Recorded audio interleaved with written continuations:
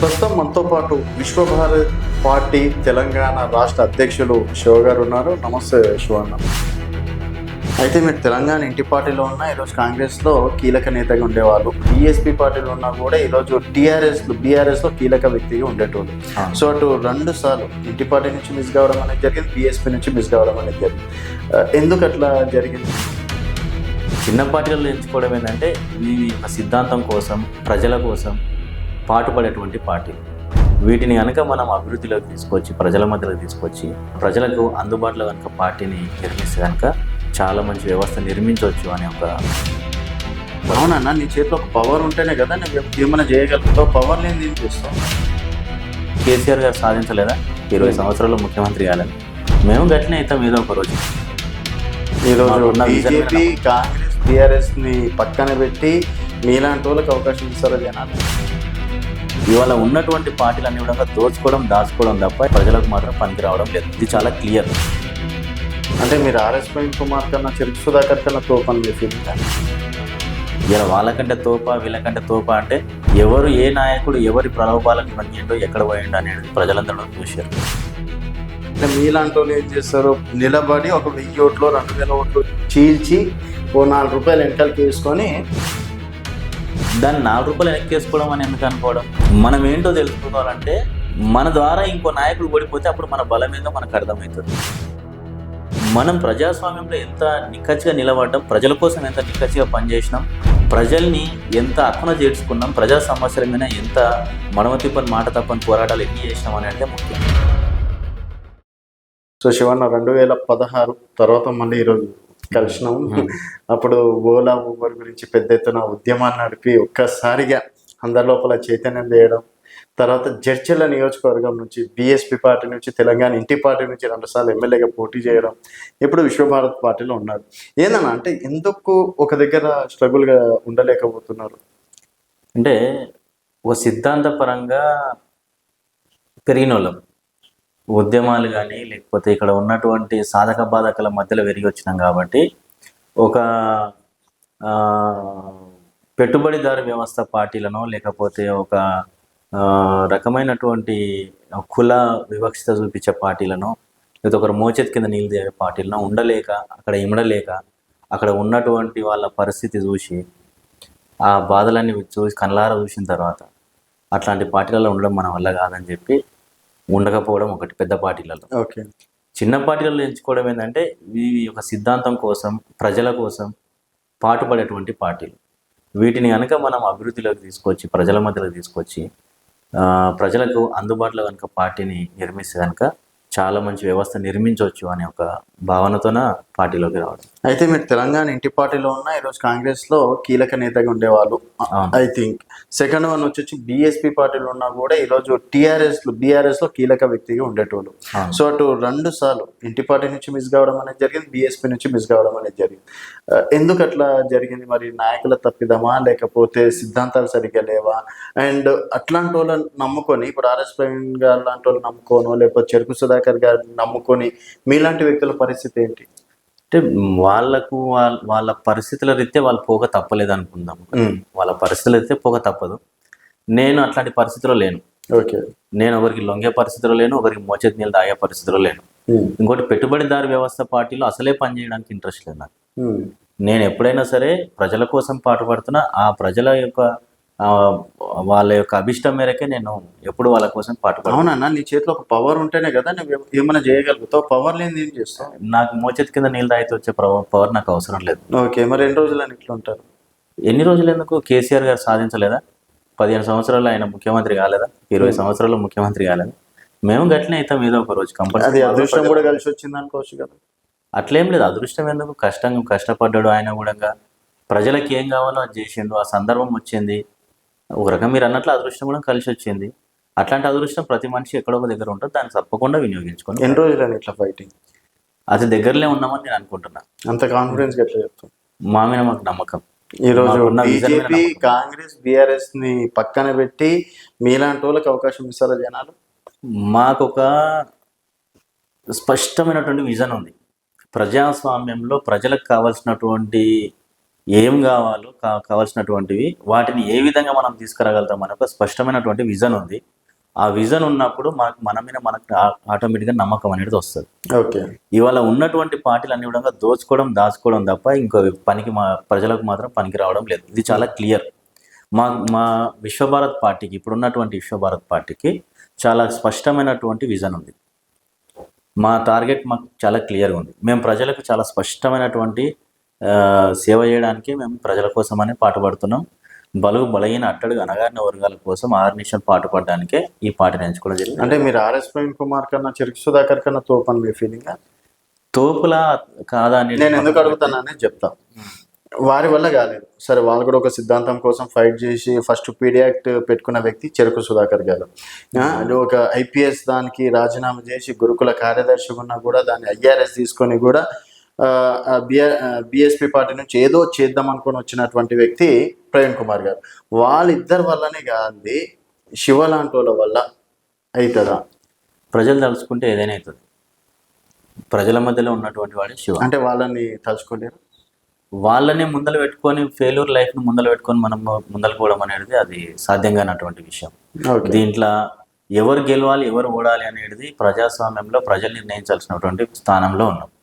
ఎవరు ఏ నాయకుడు ఎవరి ప్రలోభాలకు లొంగిండో ఎక్కడ పోయిండో అనేది ప్రజలందరూ చూశారు.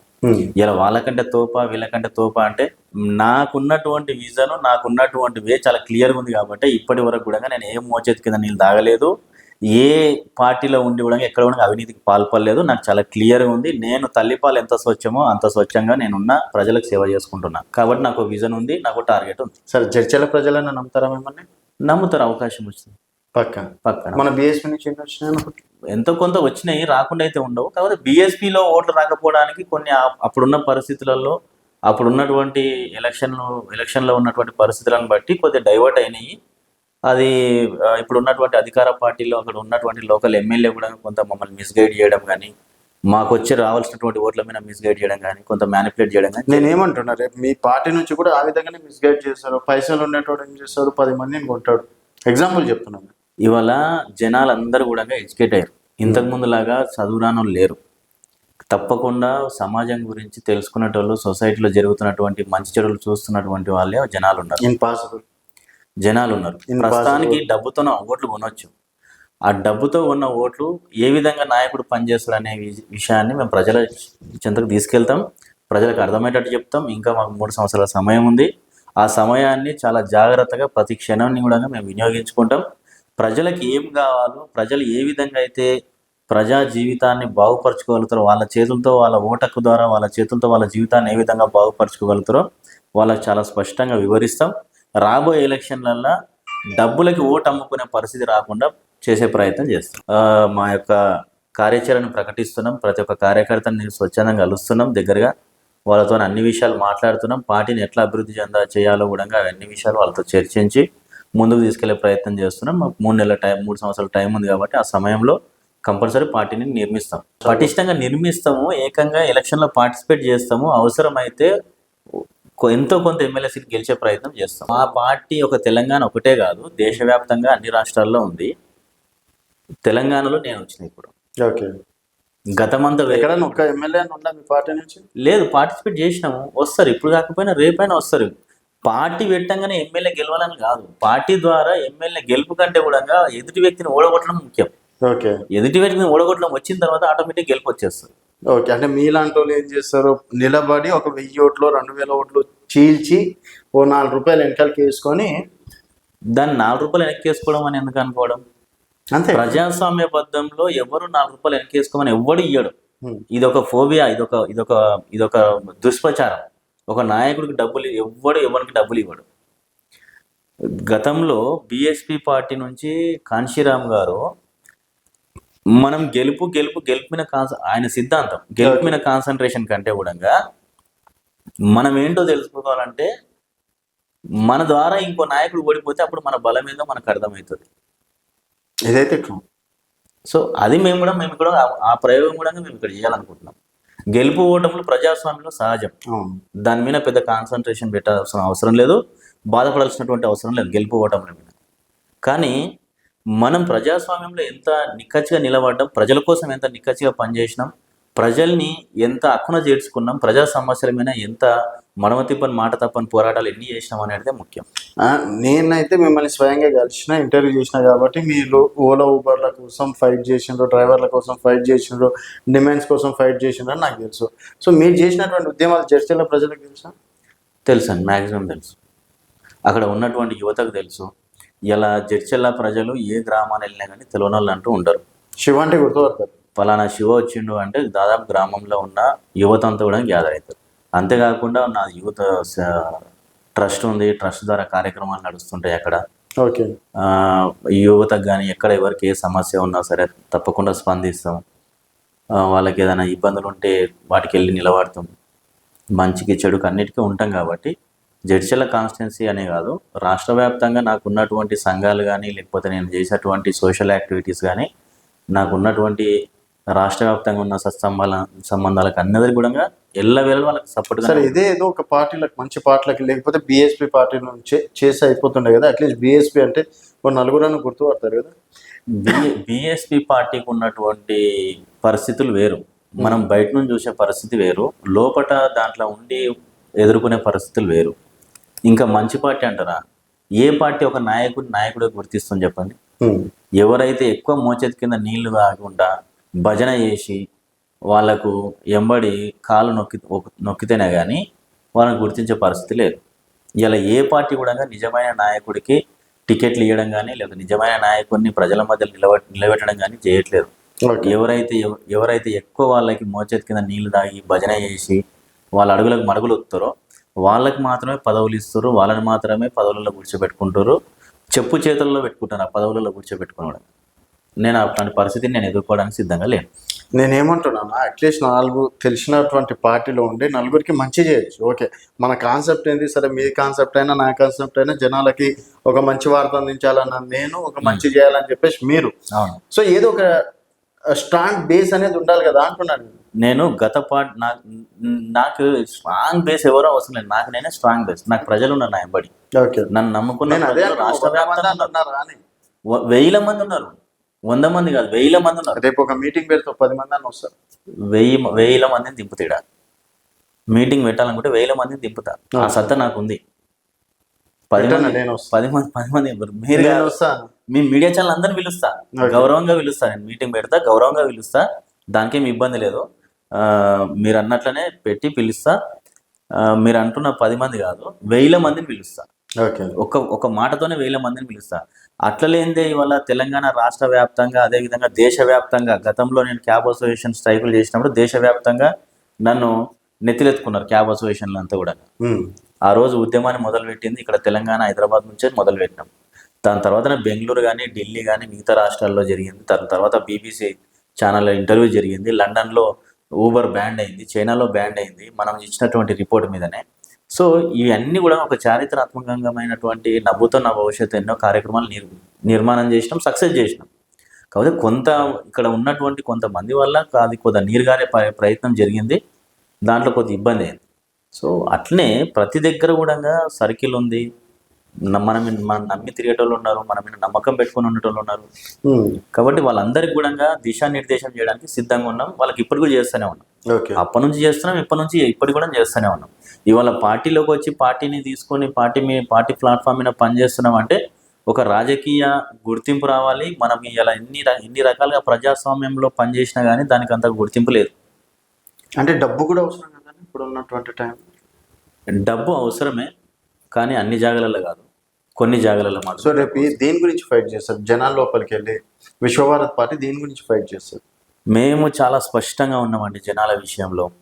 ఇవాళ ఇస్తున్నటువంటి ఉచిత పథకాలు, ప్రజల్ని దోచి ప్రజలకు పెట్టే ఉచిత పథకాలు మేము ఇవ్వదలుచుకోలేదు. ఉచిత పథకాలు పెట్టకపోతే జనాలు ఓటేసే పరిస్థితుల్లో లేరు. అది ప్రజల్ని ఆ విధంగా తయారు చేశారు. ఈ నాయకులు దోచుకోవడానికి ఆ విధంగా తయారు చేశారు. నేను అలవాటు పడ్డోని, మీరు వచ్చి నేను మంచి చేస్తా అంటే నేనెందుకు నాకు ఎవరైతే 10,000 రూపాయలు ఇస్తుండో నేను వాడికి ఓటేస్తాను. నేను దోచుకునే అవకాశమే లేనప్పుడు ఉచిత పథకాలు ఎందుకు?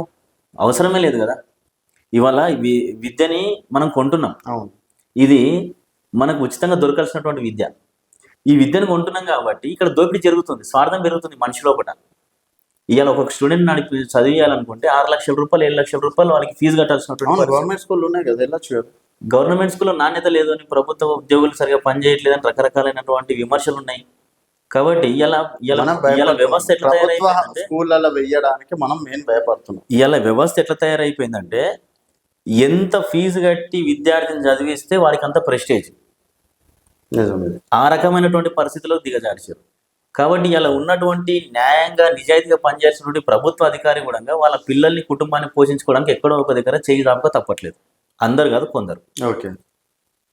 ఈ చేయి చాపడం వల్ల ఏమైందంటే వ్యవస్థ అంతా కూడా ఒక క్యాన్సర్ వ్యాధిలాగా ఖరాబ్ అయ్యే పరిస్థితి వచ్చింది. బట్ ఈ అవకాశం మేము ఇవ్వకపోతే ఇప్పుడు ఒక తండ్రి తల్లిదండ్రి ఒక విద్యార్థిని చదివేయడానికి, వాళ్ళ కొడుకుని చదివేయడానికి పడే కష్టాలు అంతా ఇంత ఉండవు. అవును. దానికోసము వాళ్ళు ఎంత కష్టమైనా చేస్తారు, ఎంత నష్టమైనా భరిస్తారు, ఎక్కడికైనా వెళ్ళగలుగుతారు. కాబట్టి నేను ఆ విద్యనే ఫ్రీగా ఇస్తాను. విశ్వభారత్ పార్టీ నుంచి వానికి నర్సరీ నుంచి ఉద్యోగం వచ్చేంత వరకు కూడా పూర్తి విద్య ఫ్రీ, మెటీరియల్ ఫ్రీ, నమ్ముతారా? అన్ని ఫ్రీ. ఇది మనం నిర్మించుకున్నటువంటి వ్యవస్థ. అవును. అదే నేను మొత్తం ఉద్యోగం వచ్చే వరకు అన్ని ఫ్రీ ఇస్తాను, అన్ని ఫ్రీగా ఇస్తాం. ఏం చేస్తారు? ఎందుకు బయట దేశాల్లో ఇవ్వట్లేదా? ఎంతమందికి? యునైటెడ్ స్టేట్స్ లో ఇవ్వట్లేదా? అక్కడ జనాభా ఎంత? చదువుకున్న పిల్లలకి అక్కడ జనాభా ఎంత? మన జనాభా ఎంత? జనాభా ఎంత ఉన్నా సంపాదన అంతే ఉంటుంది. 100% జనాభా ఎంత ఉన్నా 10,000 పోస్టులకి 20,000 మంది మీ దగ్గర, మీరు అన్నట్టు 20,000 మంది 50,000 మంది అవుతారు, సింపుల్ గా అవుతారు. మిగతా 40,000 సెట్ చేస్తారు. వాళ్ళ చదువుకు తగ్గట్టుగా ప్రైవేట్ సెక్టర్లో కానీ గవర్నమెంట్ సెక్టర్లో కానీ కంపల్సరీ వాళ్ళ విద్యా అర్హతకు తగ్గట్టుగా ఎక్కడైనా సరే ఉద్యోగం కంపల్సరీ ఉంది. ఓకే.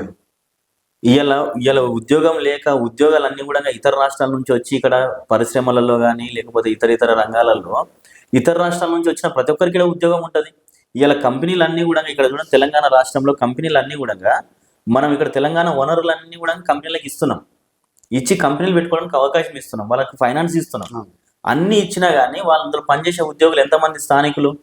మరి అక్కడ 1000 మంది ఉద్యోగ అవకాశాలు ఉన్నా, ఎగ్జాంపుల్ మీ జడ్చర్లలోనే దాదాపు 100,000 మంది కంపెనీలు ఉన్నాయి. ఎంతమంది జడ్చర్ల పిల్లలు పనిచేస్తారు? అదే చెప్తున్నా నేను. దాని మీద ఎందుకు ఉద్యోగం? ఇక్కడ ఆల్రెడీ ఉద్యమం చేస్తున్నాం, ఎందుకు చేయట్లేదు? ఓకే. దాని మీద ప్రతి కంపెనీకి మనం అప్రోచ్ అవుతున్నాం. అక్కడ ఉన్నటువంటి స్థానిక ఎమ్మెల్యే కొంత కొర్రి పెడుతున్నాడు మా విషయంలో. ప్రతి కంపెనీని అప్రోచ్ అవుతున్నాం. అక్కడ ఉన్నటువంటి ఎంప్లాయ్మెంట్ ఎంత ఇస్తున్నారు, స్థానికులకి ఎంత. ఇప్పుడు యాజ్ ఏ ఇండస్ట్రియల్ యాక్ట్ ప్రకారం, ఇండస్ట్రియల్లో ఉన్నటువంటి రూల్స్ అండ్ రెగ్యులేషన్స్ ప్రకారంగా ఒక ప్రాంతంలో మనం కనుక పరిశ్రమను నిర్మిస్తే ఆ ప్రాంతంలో ఉన్నటువంటి యువతకు ఎవరైతే ఉన్నారో వాళ్ళందరికీ కూడా ఉద్యోగాలు కల్పించాలి, విద్యా అర్హతకు తగ్గట్టుగా ఉద్యోగాలు కల్పించాలి. ఒకవేళ వాళ్ళకి విద్యా అర్హత లేదనుకోండి, ఇప్పుడు ఒక ప్రాంతంలో ఏముంటుందంటే ఈయనకి ఒక 1000 మంది ఎంప్లాయ్మెంట్ అవసరం ఉంటుంది. అవసరం ఉన్నప్పుడు అక్కడ ఉన్నటువంటి వాళ్ళు 200 మందో 300 మందే ఉన్నారు. మిగతా 700 మందిని ఈయన రిక్వైర్మెంట్ చేసుకోవాలనుకుంటే, ఈయన కావాలనుకుంటే రాబోయే జనరేషన్ ఏదైతే ఉంటుందో, అంటే 10th 8th 9th ఇట్లా చదువుతున్నారు, వీళ్ళని చదివించుకోవాలి. ఆ కంపెనీ చదివించుకొని వీళ్ళకి ఏ అర్హత అయితే కావాలో అర్హత వరకు చదివించుకొని వీళ్ళని ఉద్యోగాలు ఇవ్వాలి అనేది ఇండస్ట్రీలో ఉన్నటువంటి రూల్. అది ఓకే. ఒక కంపెనీ పెట్టిన కానీ ఈ యొక్క నిబంధనలు ఏ కంపెనీ పాటించట్లేదు. ఈ నిబంధనలు అన్ని కూడా తుంగలో దొక్కి ఇలా ఒరిస్సా బీహార్ నుంచి వచ్చినటువంటి కార్మికుల్ని వలసదారుల్ని కంపెనీలలో పెట్టుకొని వాళ్ళకి ఏమైనా వీళ్ళు పట్టించుకోవట్లేదు. వాళ్ళకి ఈఎస్ఐ ఉండదు, పిఎఫ్ ఉండదు. ఒక రకంగా చెప్పాలంటే ఎన్నో పరిశ్రమలలో ఇట్లాంటి కార్మికులు చనిపోతే బయలు వేసి వాళ్ళని మూసేసిన రోజులు చాలా ఉన్నాయి. అయితే ఇప్పుడు మీరు చెప్తుంది ఏంటంటే, ఇప్పుడు మార్వాడి గో బ్యాక్ అనే ఉద్యమం తెలంగాణ వ్యాప్తంగా మనం చూస్తున్నాం, దానిపైన ప్రధాన పార్టీలు కూడా ఖండిస్తున్నాయి. సో మీ వర్షన్ ఏంటి దానిపైన? అంటే మార్వాడి గో బ్యాక్ అనడంలో దాంట్లో కొంత న్యాయం ఉంది. ఎందుకంటే ఇక్కడికి వచ్చిన తర్వాత ఆ మూమెంట్ని స్టార్ట్ చేసిన మార్వాడి గో బ్యాక్ అనేది పార్టీలోకి రాకముందుకు నేను స్టార్ట్ చేసిన సోషల్ మీడియాలో. వాళ్ళు ఇక్కడ వ్యవస్థను మొత్తం ధ్వంసం చేశారు. ఏం చేశారు? మన కుల వృత్తులు ఉండే ఇలా ఆఖరికి మంగళ షాపులు కూడా మార్వాడి వచ్చేసినాయి. బంగారం షాపులు ఉండే, మన విశ్వకర్మలు బంగారం చేసేవాళ్ళు, మొత్తం మార్వాడి షాపులు వచ్చేసినాయి. ఒడ్రంగి పనులు చేసేవాళ్ళు మన వాళ్ళు. ఒడ్రంగి పని ఇవాళ పోయి మొత్తం కూడా మిషన్ల ద్వారా వాళ్ళ కంపెనీలు వచ్చేసినాయి. ఆఖరికి ఇవాళ ఒక కిరాణా షాప్ కానీ లేకపోతే నిత్యావసర వస్తువుల షాప్ పెట్టుకోవాలనుకుంటే మార్కెట్లలో ఈ మార్వాడి వ్యవస్థ వచ్చి వాడికి మనం మామూలుగా షాప్ పెట్టాలంటే ఒక 2 నెలలదో 3 నెలలదో అడ్వాన్స్ ఇస్తాం. సపోజ్ ఒక 20,000 షాప్ కిరాయి ఉందనుకోండి, షాప్ రెంట్ 20,000 ఉంటే మనకి 60,000 మనం 3 నెలల అడ్వాన్స్ లెక్కన ఇచ్చి షాప్ పెట్టుకుంటాం. ఇది ఒక సాంప్రదాయం.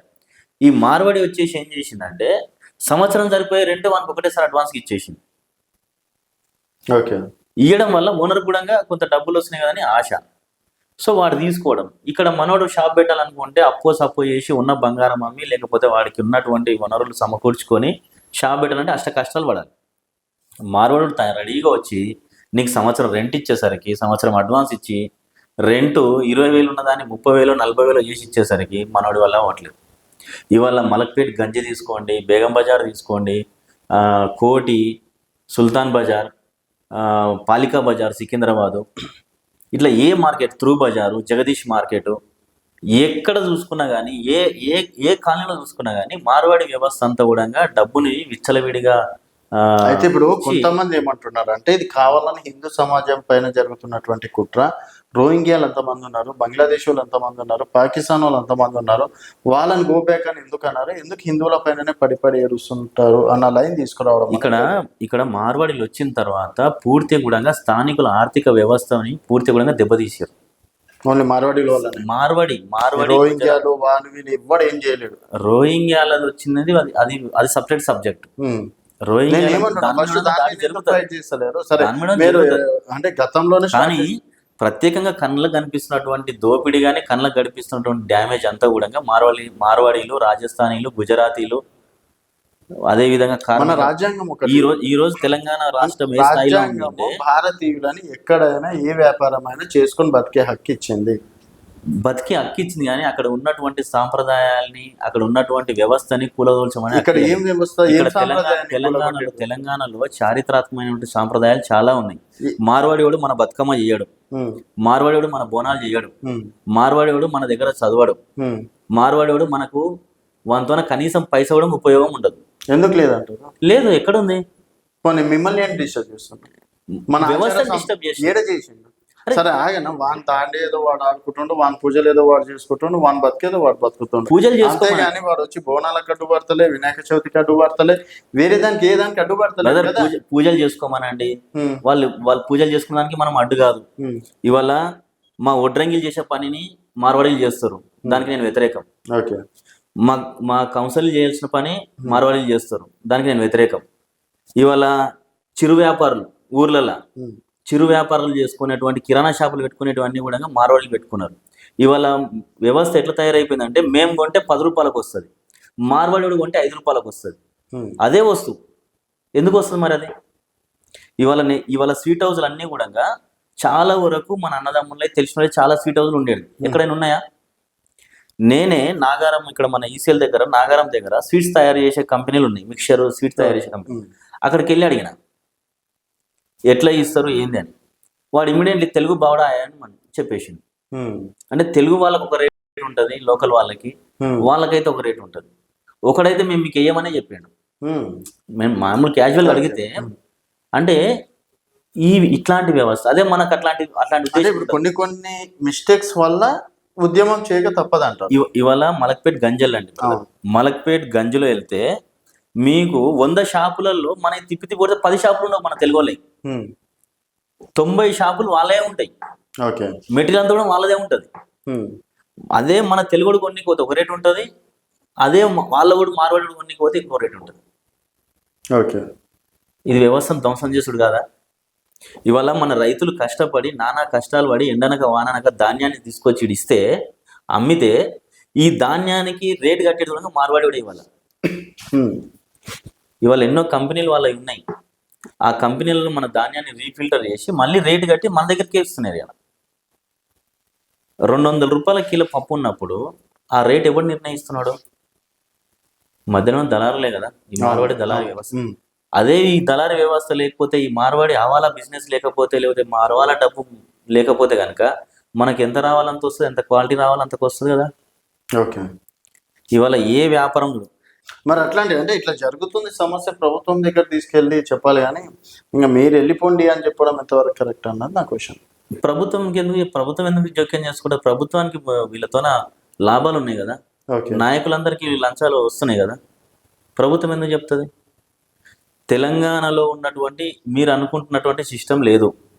తెలంగాణలో ప్రభుత్వం చెప్తే ప్రభుత్వం వింటది అనే సిస్టమ్ లేదు. తెలంగాణ ఒక ఉద్యమాల గడ్డ. ఈడ ఏదైనా సరే ఉద్యమం ద్వారానే ప్రజాస్వామ్యబద్ధంగా ప్రజలకు తెలియజేసేటువంటి ఆ యొక్క కల్చర్ ఉన్నటువంటి గడ్డ. ఓకే. ఈడ ప్రతిదీ కూడా డబ్బులతోనో లేదా ప్రలోభాలతోనో కొనే వ్యవస్థ కాదు ఇది తెలంగాణ. ప్రేమ అభిమానాలతో ఉన్నటువంటి ప్రాంతం ఇది. అని మీది జాతీయ పార్టీ అయినా విశ్వభారత్ జాతీయ పార్టీ ఎక్కడ పుట్టిందని? తెలంగాణలోనే ఉంటుంది. తెలంగాణ మొత్తం తెలంగాణ. ఇప్పుడు రేపున్నాడు మీరు వేరే స్టేట్లు స్థాపిస్తా అంటే లేదు మీరు తెలంగాణలో పుట్టింది కదా అని చెప్పేసి ఇక్కడ పంపిస్తే ఏంది పరిస్థితి? బ్రదర్, నేను బిజినెస్ చేయట్లేదు, నేను ప్రజాసేవ చేస్తున్నా. ఓకే. నేను దేశవ్యాప్తంగా ఎక్కడైనా చేస్తాను. నేను బిజినెస్ చేసినప్పుడు నువ్వు ఆ క్వశ్చన్ చెయ్యి. ఇలా మన తెలంగాణ వాళ్ళు మహారాష్ట్ర, గుజరాత్, రాజస్థాన్ వెళ్ళి ఎంతమంది బండల షాపులు పెట్టారు? రాజస్థాన్లో మన తెలంగాణ వాళ్ళు ఎంతమంది పెట్టారు? ఓకే. పెట్టిరా? లేదు. మన తెలంగాణలో నిత్యావసర వస్తువులు షాపులు పెట్టిరా? ఇలా స్టీల్ సామాన్ల షాపు వాడిదే, బట్టల షాపులు వాళ్ళే, గోల్డ్ షాపులు వాళ్ళే, హార్డ్వేర్ షాపులు వాళ్ళే, ఎలక్ట్రికల్ షాపులు వాళ్ళే, సిమెంట్ షాపులు వాళ్ళే, సీకుల షాపులు వాళ్ళే, అద్దాలు పెట్టే షాపులు వాళ్ళే, ఫాల్ సీలింగ్ చేసేటోడు వాడే, బాత్రూమ్ కట్టేటోడు వాడే. మన తెలంగాణలో ఎన్ని రాష్ట్రాల్లో ఉన్నారు? మనం ఎందుకు చేయలేకపోతున్నాం? మరి ఇక్కడికి వచ్చి నువ్వు వ్యవస్థను నాశనం చేసినావు కదా, ఎందుకు చేయలేక? అంటే నువ్వు వచ్చే తెలంగాణ నిర్మించినావా? అయ్యాలా నువ్వు వచ్చే ఇక్కడ తెలంగాణను మొత్తం కూడా కన్స్ట్రక్షన్ చేసినావా? కాదు కదా. ఓకే. తెలంగాణకు ఉన్నటువంటి గుణగణాలు, తెలంగాణకు ఉన్నటువంటి నైపుణ్యము, తెలంగాణకు ఉన్నటువంటి సత్తా వేరు. నువ్వు వచ్చి మమ్మల్ని దోచుకున్నావు తప్ప నీతో పైసా ఉపయోగం లేదు. ఇవాళ మా ఊర్లలో ఎట్లా ఉంటుంది పరిస్థితి అంటే, మన ఊర్లలో ఒక వ్యక్తి ఇంటికి చుట్టాలు వచ్చారంటే జేబులో పైసా లేకున్నా కానీ వాడు 10,000 షాపింగ్ చేస్తాడు ఊర్లో. జేబులో ₹1 లేక చిల్లి గవ్వ లేకపోయినా అట్లా ఒక రౌండ్ ఊరు తిరిగేసి వస్తే ₹10,000 షాపింగ్ చేసుకొని వస్తాడు. ఇలా మార్వాడి వ్యవస్థ దగ్గర ఉందా? వాడు ఒక ₹5 తక్కువ ఉంటే ₹5 కింద సబ్బు బిల్ల తీసుకొని లోపల పెట్టుకుంటాడు. ఓకే. సో మెయిన్ సరే ఆ సబ్జెక్ట్ మనం పక్కన పెడితే ఇప్పుడు మీ విశ్వభారతి పార్టీ గురించి అంటే నెక్స్ట్ మళ్ళీ ఇక్కడ విశ్వభారతి పార్టీ నుంచి కూడా పోటీ చేసి మళ్ళీ తర్వాత వేరేకి వెళ్ళిపోతారా? బ్రదర్, మీరు అనుకుంటున్నటువంటి పరిస్థితి నేను లేను. అందుకన్నా ఇంటి పార్టీకి వెళ్ళిండ్రు, నేను చాలా క్లియర్ ఇట్లే మాట్లాడి ఉండొచ్చు. బిఎస్పీకి వెళ్ళిండ్రు, అప్పుడు కూడా ఇట్లే మాట్లాడి ఉండొచ్చు. అవును. ఇప్పుడు విశ్వభారత్ అంటుండ్రు, అది ఇంటి పార్టీలో అధ్యక్షుడు. అదే క్లియర్ చెప్తున్నా. ఇంటి పార్టీలో ఉన్నా, ఇంటి పార్టీని తీసుకొచ్చి కాంగ్రెస్ లో విలీనం చేశారు. నాకు కాంగ్రెస్ సిద్ధాంతాలు, కాంగ్రెస్ పొగడ నచ్చదు. ఓకే. నేను ఒక అగ్రవర్ణ వ్యవస్థ కింద నేను చెంచగిరి చేసుకుంటా బతకడం నాకు ఇష్టం లేదు. 42% రిజర్వేషన్ చేస్తారు కదా. 42% రిజర్వేషన్ లో ఉన్న లొసుగుల గురించి మాట్లాడరే. 42% రిజర్వేషన్ గురించి ఎంతవరకు జ్ఞానం ఉంది? ఇవాళ ఉన్నటువంటి పేడ్ ఆర్టిస్టులు అంతా కూడా 42% గురించి సంకల్ గుద్దుకుంటారు. దాంట్లో ఉన్న లొసుగుల గురించి మాట్లాడరే. ఇవాళ ఆ లొసుగులు బయట పెట్టడానికి కాంగ్రెస్ పార్టీని ఊరవతలు తరిమి కొడతారు. 100 అడుగుల లోపల పాతి పెడతారు కాంగ్రెస్ పార్టీ. స్టెప్ వేసింది కదా ముందు, అంతే. ఆ స్టెప్ లో ఉన్న లొసుగులు చెప్పండి బ్రదర్ అంటున్నా నేను. 42% రిజర్వేషన్ తోటి చేసే ఒక బాధ, ఒకటి చేసినావు, ఏది చేతికి రాదు మూతికి రాదే. కేంద్రం అటు ఏం లాభం? నువ్వు 42%లో ఉన్న లొసుగులు చెప్పట్లేదే ప్రజలకు. 42% చెప్తున్నావు కానీ 42%లో ఉన్న కొర్రీలు చెప్పాలి కదా, అది చెప్పట్లేదే. ఇంటి పార్టీలోంచి బయటికి రావడానికి కారణం, ఇంటి పార్టీని తీసుకెళ్లి కాంగ్రెస్ లో విలీనం చేసిన నాకు ఇష్టం లేదు. నన్ను రమ్మని కానీ నన్ను బలవంతం చేయడానికి కానీ ఎవరికి హక్కు లేదు. నేను భారత రాజ్యాంగం నిర్మించిన ప్రజాస్వామ్యంలో బతుకుతున్నాను. నాకున్నటువంటి క్వాలిటీస్ నేను ఎక్కడ కూడా తాకట్టు పెట్టడానికి నాకు ఇష్టం లేదు. రెండోది బీఎస్పీలో నేను లాస్ట్ టైం పోటీ చేసిన, బీఎస్పీకి పనిచేసిన, బహుజనుల కోసం 6 నిమిషాలు పోరాడుతున్నా, అప్పుడు పోరాడుతున్నా, ఇప్పుడు పోరాడుతున్నా, భవిష్యత్తు కూడా పోరాడుతా. బహుజన బిడ్డ నేను, బహుజనుల కోసం కష్టపడతా. నా ఆఖరి ఊపిరినంత వరకు కూడా బహుజనుల కోసమే పాటుపడతా. దాంట్లో ఎట్లాంటి అనుమానం లేదు. అది పార్టీ ఏదైనా కానీ, రంగు ఏదైనా కానీ నాలో ఉన్నటువంటి రక్తం, నా ఆలోచన అంతా కూడా బహుజనుల కోసం ఎప్పటికీ ఉంటుంది. ఇది దాంట్లో కొంత జర్నీ చేసిన, ఎలక్షన్లో పోటీ చేసిన, సరే ఎన్ని ఓట్లు వచ్చినాయి, ఏంది వచ్చింది అనేది ప్రజలకు అందరు తెలుసు, అది వేరే విషయం. దాని తర్వాత పార్టీ అధ్యక్షులు బీఆర్ఎస్లో కలిసిండు, నాకు అది ఇష్టం లేదు. నేను 2014 వరకు కూడా బీఆర్ఎస్తో చాలా దగ్గరగా పనిచేసినోని, కండవ కప్పుకోలేదు. బీఆర్ఎస్ పార్టీ కండవ కప్పుకోకుండా దగ్గరగా పనిచేసినోని, నాకు ఇష్టం లేదు. నేను 14 వరకు కూడా, తెలంగాణ వచ్చేంత వరకు కూడా కేసీఆర్ గారితోన, హరీష్ రావు గారితోన, కేటీఆర్ గారితోన, కవితతోన అత్యంత సన్నిహిత సంబంధాలతో తిరిగినోని. గుర్తుపడతారు అందరూ గుర్తుపట్టలే. అమ్మ పుట్టినీళ్ళు మేనమామకు తెలియదా? తెలుసు, అందరికి తెలిసిన వాళ్ళే. కానీ నాకు ఇష్టం లేదు. ఆయన బీఆర్ఎస్లోకి వెళ్ళిండు, మా అధ్యక్షుడు ఆర్ఎస్ ప్రవీణ్ అప్పట్లో బీఆర్ఎస్కి వెళ్ళింది కాబట్టి నాకు ఇష్టం లేదు, నేను పోలేదు. అట్లాంటని చెప్పి నేను బహుజనుల కోసం పనిచేద్దాను ఎక్కడ ఉందా? 100% చేస్తా. నువ్వు చెప్పినా చేస్తా, చెప్పిపోయినా చేస్తా, ఎట్లనే చేస్తా. అది మీ హక్కు, అది నా హక్కు, మీ ఇష్టం. నాకున్న స్వేచ్ఛ. నాకున్న జిల్లు జైలు చేస్తాను, దాంట్లో తప్పేముంది? ఇప్పుడు ఇది కూడా అట్లే ఏమన్నా అయితే అట్లా కాదనుకో. దీనికి నేను అధ్యక్షుడిని, వెళ్తే అట్లా అయ్యే వెళ్తే పరిస్థితి మీరే లేదు. వెళ్ళాలి. అట్లా అయ్యే పరిస్థితి లేదు. ఏ నిర్ణయం తీసుకున్నా నేనే తీసుకోవాలి. ఉమ్. ఒకవేళ రాజకీయ ప్రయాణంలో శాశ్వత శత్రువులు కానీ శాశ్వత మిత్రులు కానీ ఉండరు. ఉండరు. ఏదైనా పార్టీ నిర్ణయం తీసుకునేది ఉంటే కంపల్సరీ ప్రజాభీష్టం మేరకే, ఓకే. ప్రజాభీష్టం మేరకి, అదేవిధంగా మా పార్టీ యొక్క జాతీయ నాయకత్వం యొక్క ఇష్టం మేరకు, వాళ్ళు ఇచ్చే సలహా సూచనల మేరకు మాత్రమే ఏదైనా పార్టీతో పొత్తు పెట్టుకోవడం ఉంటుంది తప్ప విలీనాలు అయితే ఉండవు. ఓకే. ఇది చాలా క్లియర్. ఏదేమైనా సరే రాబోయే రోజులలో విద్యార్థులకు, యువతకు, మహిళలకు, అన్ని కేటగిరీ, అన్ని స్థాయిలో ఉన్నటువంటి ప్రజలకు ఒక మంచి ప్లాట్ఫామ్గా నిర్మించాలనే ఒక సదుద్దేశంతోనే విశ్వభారత్ పార్టీని ఎంచుకోవడం జరిగింది. ఈ పార్టీని ఏదేమైనా సరే, మళ్ళీ కూడా చెప్తున్నా, గతంలో కూడా ఎన్నో రకాలైనటువంటి దాడులు జరిగినాయి, ఎన్నో రకాలైనటువంటి మన మీద చాలా చాలా అంటే చాలా, ఇంకా అది వేరే వాళ్ళు అయితే ఇప్పటికల్లా బొక్కలు తెల్లగా అయ్యేటివి. ఓకే. మనకున్న మొండి వల్ల నిలబడ్డం, ప్రజాస్వామ్యం ప్రజల మధ్య నిలబడ్డం, మళ్ళీ కూడా మీ దగ్గరకు వచ్చి మీ ముందర నిలబడ్డం. మనకున్నటువంటి ఇబ్బందులు అన్ని కూడా నిలదొక్కుని వల్ల నిలబడ్డం అంటే మన వల్ల సమాజానికి ఏదో అవసరం ఉంది కాబట్టి కంపల్సరీ అవసరాన్ని ఫుల్ఫిల్ చేస్తా. ఇవాళ ఉన్నటువంటి రాజకీయ పార్టీలకు అన్నిటి కూడా అతీతంగా ప్రజాస్వామ్యంలో నిలబడతాం, ప్రజల కోసం నిలబడతాం. ఇంకా దీంట్లో ఎట్లాంటి అనుమానం లేదు. సో చూద్దాం అన్న, రానున్న రోజులు కూడా చూద్దాం.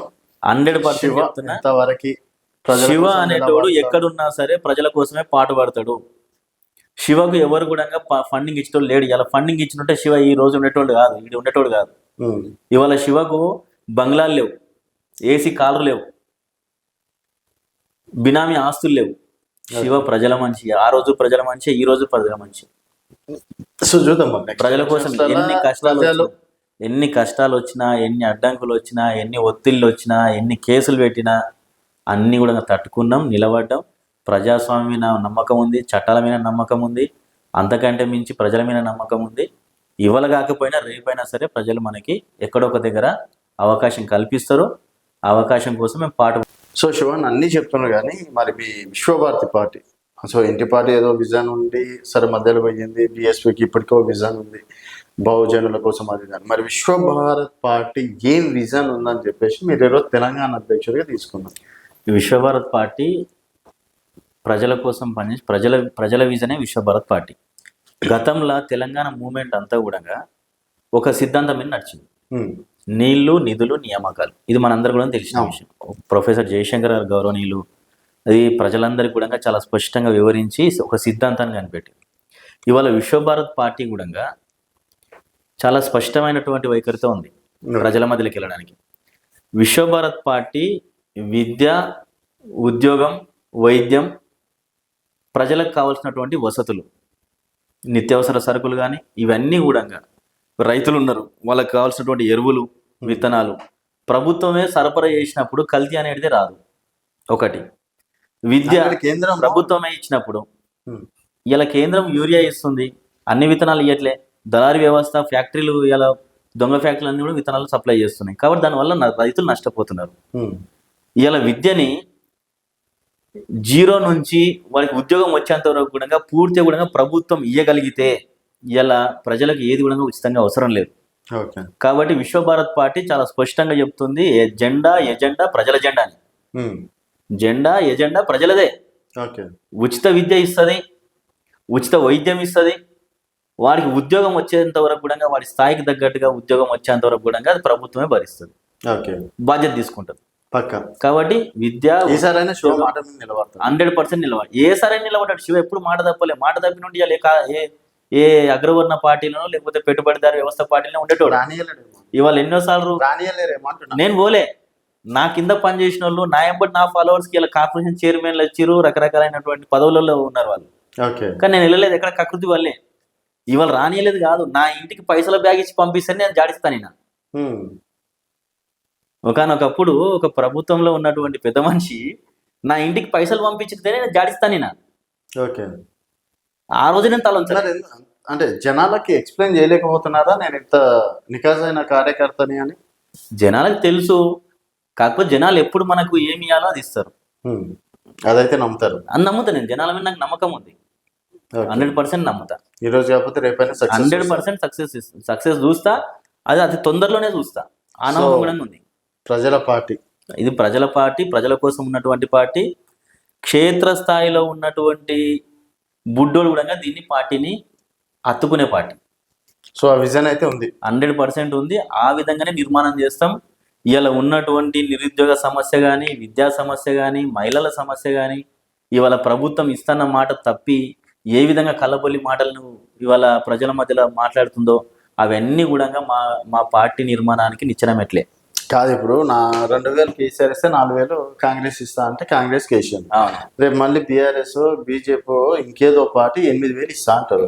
డెఫినెట్గా 8000 ఇచ్చేటువంటి కేసీఆర్, కానీ నేను ఫ్రీ ఎడ్యుకేషన్ ఇస్తా, ఉద్యోగాలు ఇస్తా, ఫ్రీగా చదువు చెప్తా, ఫ్రీగా తిండి పెడతా అంటే ఎవరు నమ్ముతారు? బ్రదర్, గతంలో చాలా మంది కూడా విద్యకు దూరం ఉన్నారు, వాళ్ళకి అంత నాలెడ్జ్ లేదు. ఇవాళ ప్రతి ఒక్కరి దగ్గర స్మార్ట్ ఫోన్లు అయినాయి.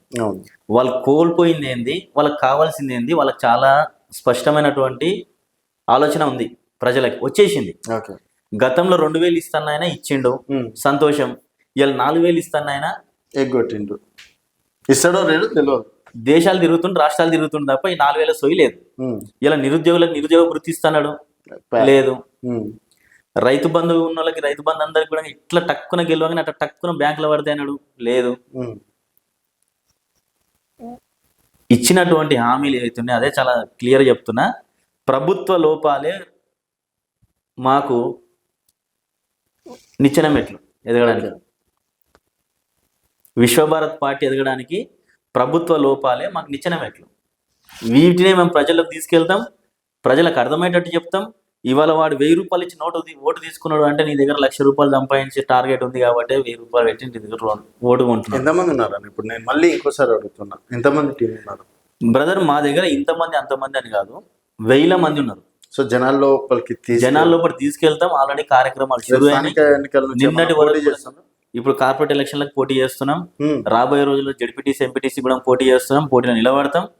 మా యొక్క విజన్ని మేము పూర్తిగా కూడా ప్రజల దగ్గర తీసుకెళ్తాం, ప్రజలకు అర్థమయ్యేటట్టు చెప్తాము, నిలబడతాం, కలబడతాం, కలిసి వచ్చేటప్పుడు అందరం కలుపుకుంటాం, అందరికంటే పై చేయగా నిలుస్తాం కూడా. All the best. దీంట్లో తప్పకుండా మాకు all the best. Thank you. All the best. తప్పకుండా నిలబడుకుంటున్నాం. చూద్దాం. నెక్స్ట్ మీరు అన్నట్టు ఒక సమావేశం అయితే పెట్టండి, చూద్దాం ఎంతమంది మీ విశ్వభారత్ పార్టీలో ఉన్నారు, ఏంది మీ సిద్ధాంతాలు ఏంది, ఎంతవరకు నిలబడతారు అనేది కూడా చూద్దాం అన్న. థ్యాంక్ యూ అన్న, thank you so much. So ఇది శివ గారితో స్పెషల్ చిట్ చాట్. మరొక గెస్ట్తో మళ్ళీ కలుద్దాం. చూస్తూనే ఉండండి తెలంగాణ వెలుగు.